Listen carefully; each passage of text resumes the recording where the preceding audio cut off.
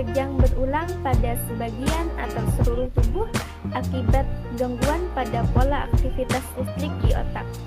Seseorang dinyatakan menderita epilepsi jika pernah mengalami kejang lebih dari satu kali tanpa penyebab yang jelas. Epilepsi dapat diderita oleh semua kelompok usia, tetapi biasanya dimulai saat masih anak-anak atau saat berusia lebih dari 60 tahun. Gejala epilepsi. Gejala utama epilepsi adalah kejang dan pingsan yang terjadi secara berulang.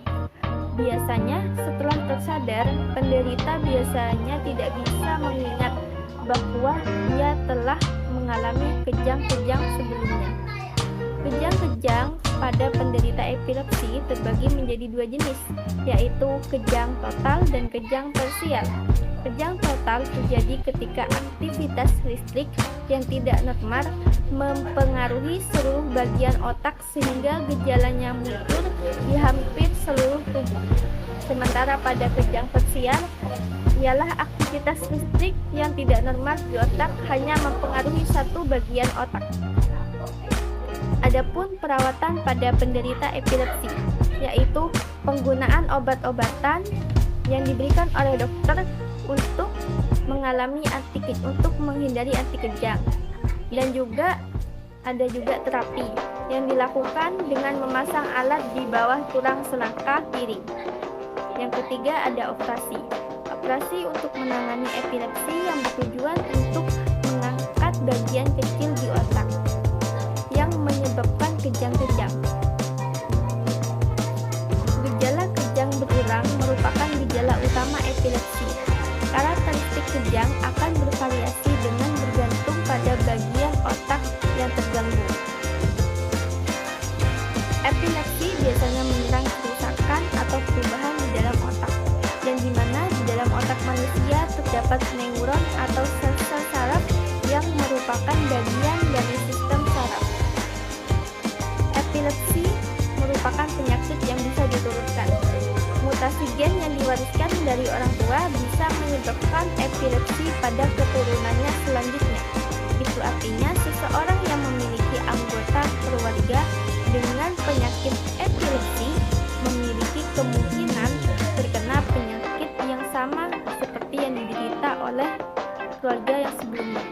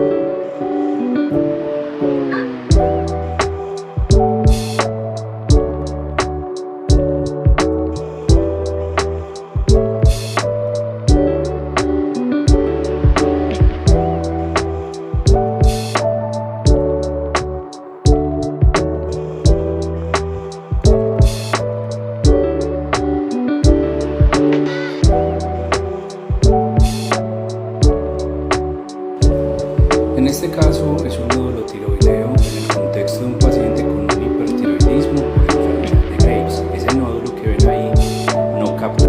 Assalamualaikum warahmatullahi wabarakatuh.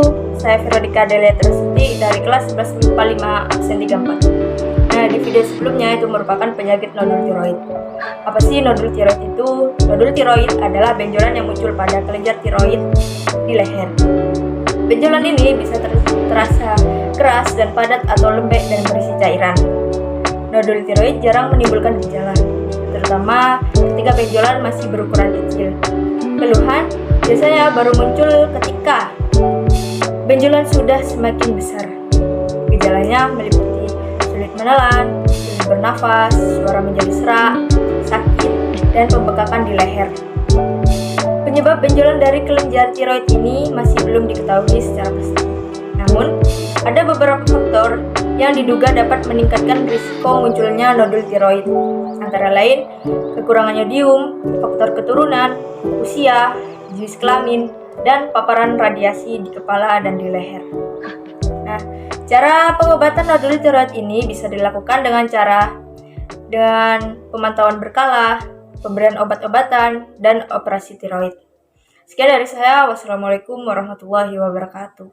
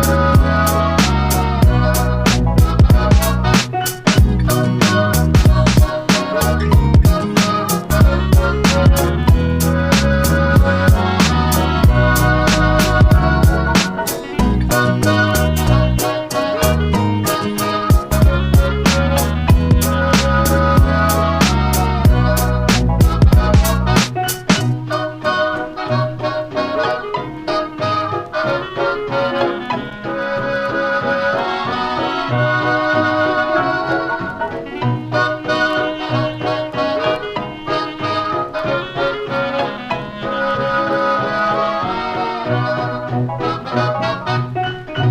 winds and April showers make way for sweet May flowers, and then comes June, autumn and June.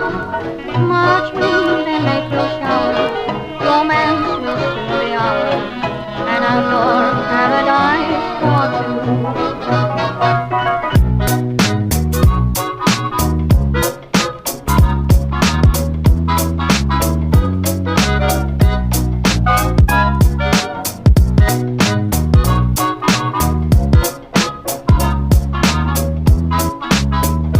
Assalamualaikum warahmatullahi wabarakatuh. Perkenalkan, nama saya Musaiful Rizal. Di sini saya akan menjelaskan materi tentang gangguan pada sistem indera. Sebelum masuk pada materi, mari kita tonton video berikut.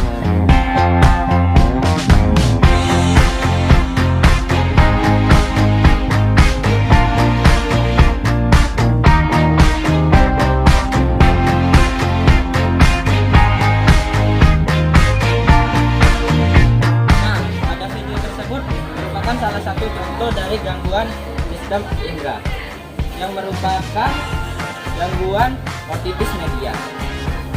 Otitis media merupakan infeksi yang terjadi akibat infeksi yang terjadi pada rongga di belakang gendang telinga. Otitis media dapat dipicu oleh flu, pilek, dan lainnya yang telah dirasakan sebelumnya. Otitis media biasa disebabkan oleh infeksi virus maupun infeksi bakteri. Infeksi tersebut sering dipicu oleh batuk, pilek, atau flu sebelumnya. Di samping itu, ada beberapa faktor yang membuat seseorang lebih rentan terserang otitis media, yaitu paparan asap rokok dan kebiasaan minum susu dari botol sambil berbaring. Otitis media ditandai dengan sakit di telinga dan keluarnya cairan dari telinga. Penderita juga bisa mengalami sakit kepala dan sulit mendengar. Pada anak-anak, otitis media bisa menimbulkan keluhan rewel, kehilangan selera makan, dan sulit tidur di malam hari. Sekian dari saya, kurang lebihnya mohon maaf. Wassalamualaikum warahmatullahi wabarakatuh.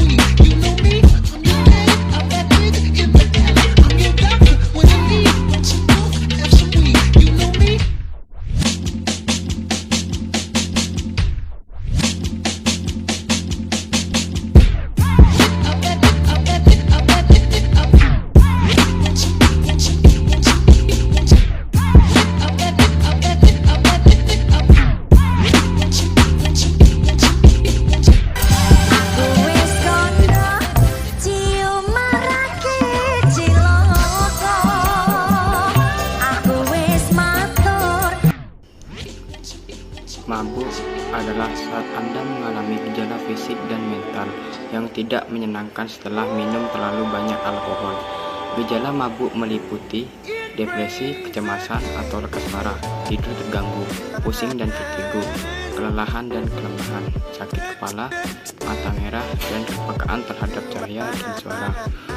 Peningkatan denyut nadi dan tekanan darah, detak jantung yang cepat, nyeri otot dan kelemahan, mual, muntah dan sakit perut, beringat dan haus, tremor.